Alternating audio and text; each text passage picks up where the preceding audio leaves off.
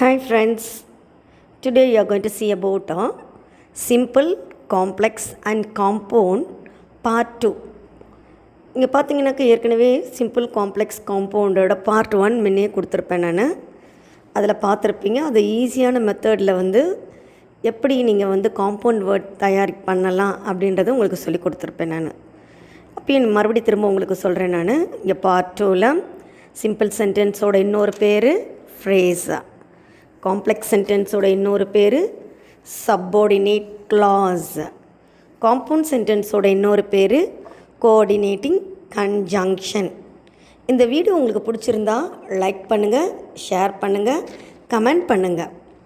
S, in this session இந்த models ஒவ்வொரு இதுலேயுமே நான் 4 மாடல்ஸ் உங்களுக்கு நான் சொல்லித்தரேன். நான் ஈஸியாக நீங்கள் புரிஞ்சுக்கலாம். இப்போ பாருங்கள், மாடல் 1 சொல்லித்தரேன் நான்.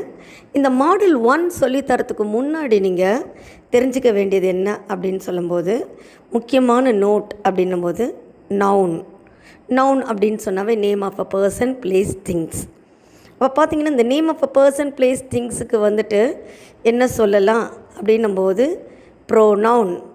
இந்த ப்ரோனவுன் அப்படின்னு சொல்லும்போது ரஞ்சிதா அப்படின்னு சொன்னால் ஷீன்னு சொல்லலாம், ராஜேஷ் அப்படின்னு சொன்னாக்க ஹீ சொல்லலாம், பென் அப்படின்னு சொன்னால் இட் சொல்லலாம். அந்த மாதிரி இந்த ப்ரோனவுன்லேயே பார்த்திங்கன்னா நிறைய டிவிஷன்ஸ் இருந்துகிட்ருக்குங்க. அதில் ரிலேட்டிவ் ப்ரோனவுன் ஒன்றுங்க. இந்த ரிலேட்டிவ் ப்ரோனவுனில் 12 காயின்ஸ் இருக்குது. ஆனால் அது வேண்டாம். நம்ம இங்கே பார்க்கும்போது ரிலேட்டிவ் ப்ரோனவுனில் பார்க்கும்போது அது மெயின் செக்மெண்ட் 2 பிரிச்சுக்கலாம். இந்த 2 என்ன அப்படின்னு சொல்லி பார்த்தீங்கன்னாக்க personal pronoun and material pronoun அப்படின்னு.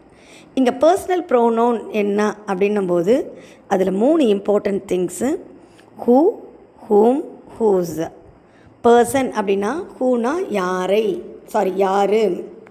ஹூம்னாக்க யாரை, ஹூஸ்னா யாருடைய.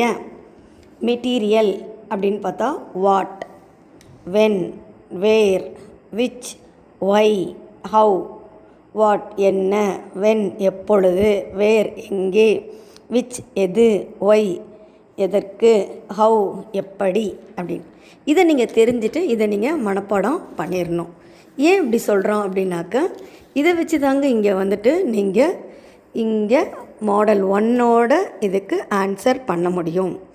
இப்போ சிம்பிள் சென்டென்ஸில் பார்க்கும்போது ஃபஸ்ட்டு ஃபார்முலா என்ன அப்படின்னாக்க subject plus verb plus object. இதை மனப்பாடம் பண்ணிக்கோங்க, அப்போ தான் உங்களுக்கு தெரியும். காம்ப்ளெக்ஸோட ஃபார்முலா என்னென்னா subject plus verb plus object plus relative pronoun plus subordinate clause. உங்களுக்கு சப்பார்டினேட் கிளாஸ் பற்றி சொல்லி கொடுத்துருப்பேன். ரிலேட்டிவ் ப்ரோனவுனை இப்போ நான் சொல்லி கொடுத்துருக்கேன். அங்கே ரிலேட்டிவ் ப்ரோனவுனில் 2 வகைப்படும். பர்சனுக்கு ஒன்று, மெட்டீரியலுக்கு ஒன்று. அதை நல்லா ஞாபகம் வச்சுக்கோங்க. அடுத்தது compound, subject plus verb plus object plus and plus it is. சரி, இப்போ நம்ம சென்டென்ஸுக்கு போகலாம். அப்போ தான் உங்களுக்கு தெரியும். இப்போது சிம்பிள் சென்டென்ஸில் I bought an old house. I bought an old house. ஐன்றது சப்ஜெக்ட்டுங்க, பாட்டுன்றது வேர்புங்க, அன் ஓல்டு ஹவுஸ் அதை முழுசுமே நம்ம ஆப்ஜெக்ட்டுன்னு சொல்லலாம்.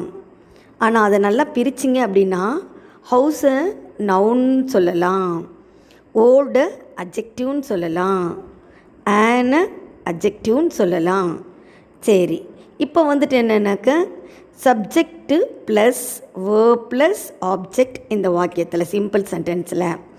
இப்போ அடுத்த அப்படி காம்ப்ளெக்ஸில் ஃபார்முலா என்ன சொல்லியிருக்காங்க?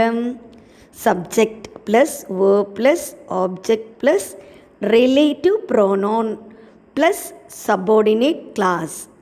இப்போ சப்ஜெக்ட் என்னங்க? ஐ. வேர்ப் என்ன? பாட். ஆப்ஜெக்ட் என்ன? House, a house. Relative pronoun அப்படின்னு சொன்னாக்க விச், வாஸ், ஓல்டு. இப்போ நம்ம ரிலேட்டிவ் ப்ரோனவுன் அப்படின்னும்போது நான் ஒரு வீடு வாங்கினேன், அது பழைய வீடு. அப்போது நான் ஒரு பழைய வீடு வாங்கினேன் அப்படின்றது தான் வந்துட்டு அங்கே ரிலேட்டிவ் ப்ரோனவுனில் சொல்லும் போது எப்படி சொல்லியிருக்கோம் நம்ம. இப்போது இங்கே I bought a house which was old. இதையே நீங்கள் காம்பவுண்ட் சென்டென்ஸில் சொல்லும்போது எப்படி எழுதுவீங்க. Subject plus verb plus object and plus it is. அப்போது I bought a house SVO வருது. அண்ட் இட் இங்கே வாஸ் பாட்டுன்றதுனால ஓல்டு அப்படின்னு சொல்கிறோம். இன்னொரு எக்ஸாம்பிள் பாருங்களேன் சிம்பிள் சென்டென்ஸில். அப்போ பார்த்தீங்கன்னாக்க வி செல் ஃப்ரெஷ் வெஜிடபிள்ஸ். அப்போ பார்த்தீங்கன்னா வி வந்து சப்ஜெக்ட், செல் வந்து வேர்பு, ஃப்ரெஷ் வெஜிடபிள்ஸ். இங்கே ஃப்ரெஷ் வெஜிடபிள்ஸில் வரும்போது வெஜிடபிள்ஸுன்றது நவுனாக இருக்கும், ஃப்ரெஷ் அப்படின்றது அட்ஜெக்டிவாக இருக்கும்.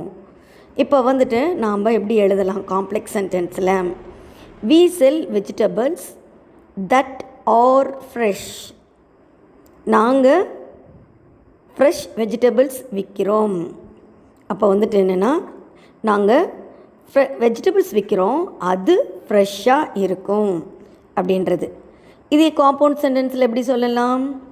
We sell vegetables and they are fresh. இப்போது இந்த மாடல் உங்களுக்கு புரிஞ்சிருக்கும்னு நினைக்கிறேன்.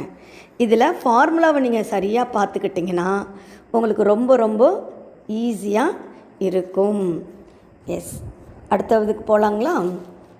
Next model 2. மாடல் 2 இதை வந்து ஸ்ட்ரக்சர்ஸ்ன்னு கூட சொல்லுவாங்க. இதையும் நீங்கள் ரொம்ப ஈஸியாக நீங்கள் பார்த்துக்கலாம். டூ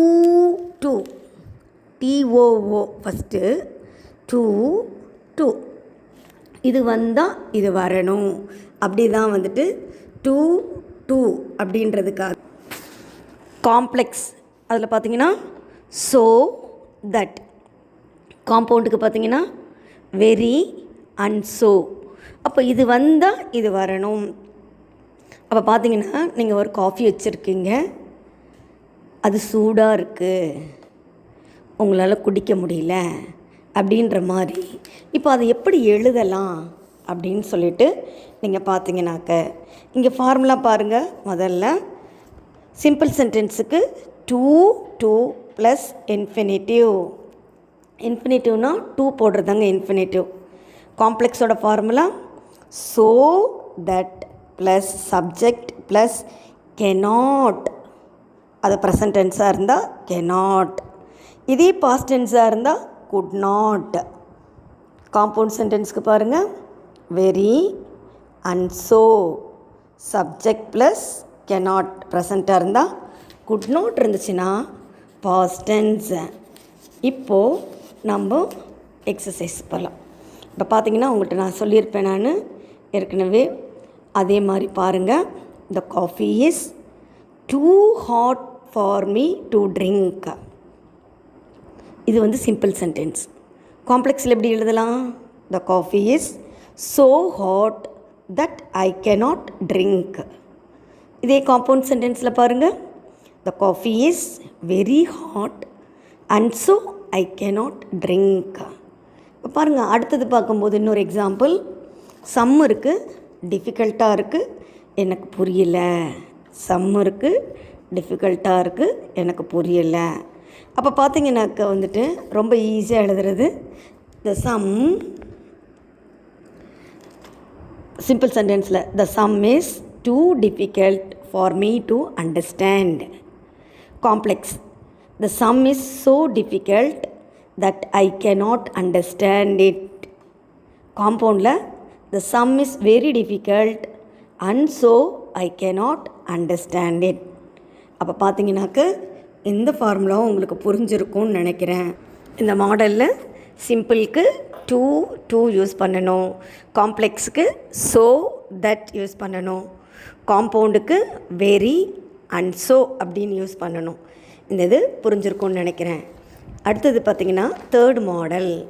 இந்த தேர்டு மாடல் வந்துட்டு என்ன அப்படின்னாக்க, இப்போ தேர்டு மாடலுக்கும் ஃபோர்த்து மாடலுக்கும் பார்த்திங்கனாக்க சிம்பிள் காம்ப்ளெக்ஸ் காம்பவுண்ட்.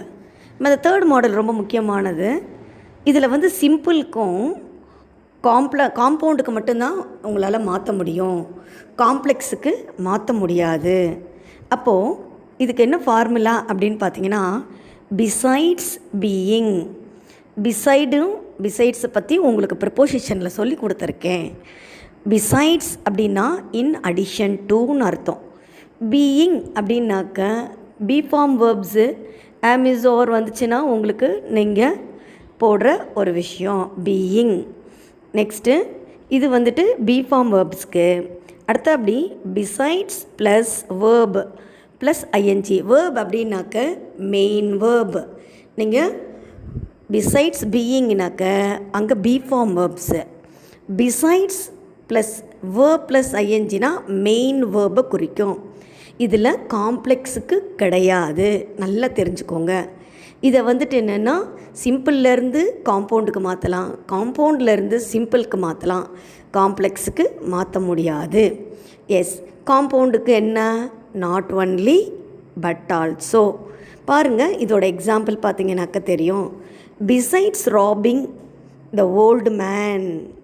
பிசைட்ஸ் ராபிங்னா திருடுறதுன்னு அர்த்தங்க. Besides robbing the old man the thief wounded him severely. இந்த திருடன் என்ன பண்ணியிருக்கிறாரு, அவர்கிட்ட ஓல்டு மேன்ட்ட இருக்கிற திங்ஸ் திருடினது மட்டும் இல்லாமல் அவரை காயப்படுத்தியிருக்காரு. அதுவும் நிறைய அதிகமாக காயப்படுத்தியிருக்கிறாரு. 2 வேலை செஞ்சுருக்கிறாரு. 2 வேலை என்ன, அவரோட பொருளை திருடி இருக்கிறாரு, இன்னும் அவரை அடித்து காயப்படுத்தியிருக்கார். அதை தான் பாருங்கள், besides robbing the old man the thief wounded him severely. இதை வந்துட்டு காம்பவுண்டில் எப்படி எழுதலாம், the thief not only rob the old man but also wounded him severely. இதுக்கு இன்னொரு எக்ஸாம்பிள் பாருங்கள், simple. Besides being a good batsman. Good batsman மட்டும் கிடையாதுங்க, Yuvraj is a great fielder. Yuvraj fielder மட்டும் கிடையாது, அவர் குட் பேட்ஸ்மேனும் கூட. அப்போ 2 விஷயம் அவருக்கு. இதை காம்பவுண்ட் சென்டென்ஸில் எழுதணுன்னா எப்படி எழுதலாம், Yuvraj is not only a good batsman but also a great fielder. இப்போ இது உங்களுக்கு புரிஞ்சிருக்கும்னு நினைக்கிறேன் நான். இப்போது 3 மாடல்ஸ் உங்களுக்கு சொல்லி கொடுத்துருந்துருக்கேங்க. என்னென்ன மாடல் அப்படின்னு ரீகலெக்ட் பண்ணிடலாங்களா. 1, besides being, besides plus verb plus I N G. இதுக்கு காம்ப்ளெக்ஸ் கிடையாது, காம்பவுண்ட் மட்டும்தான். அடுத்தது பார்த்திங்கன்னா 2 சிம்பிளில் 2 காம்ப்ளெக்ஸில் ஸோ தட், காம்பவுண்டில் வெரி அண்ட் ஸோ. அடுத்த மாடல் இன்னொன்று என்னது, subject plus verb plus object. இது வந்து சிம்பிளுக்கு. காம்ப்ளெக்ஸ்க்கு வந்துட்டு என்னது, subject plus verb plus object plus relative pronoun. இதை நீங்கள் நல்லா ஞாபகம் வச்சுக்கணும், புரியுதுங்களா. அப்போது இந்த 2 மாடலும் உங்களுக்கு புரிஞ்சிருக்கும் அப்படின்னு நினைக்கிறேன் நான். ஸோ அப்போ பார்த்தீங்கன்னா relative pronoun plus subordinate clause, அது காம்பவுண்ட் சென்டென்ஸில் subject plus verb plus object and it is. பாருங்கள், திரும்பவும் சொல்கிறேன், உங்களுக்கு இந்த 3 மாடல் ஈஸியாக சொல்லி கொடுத்துருக்கேன். இதை ரீட் பண்ணுங்கள், லிசன் பண்ணுங்கள், மறுபடியும் எழுதி பாருங்கள். Thank you my dear friends.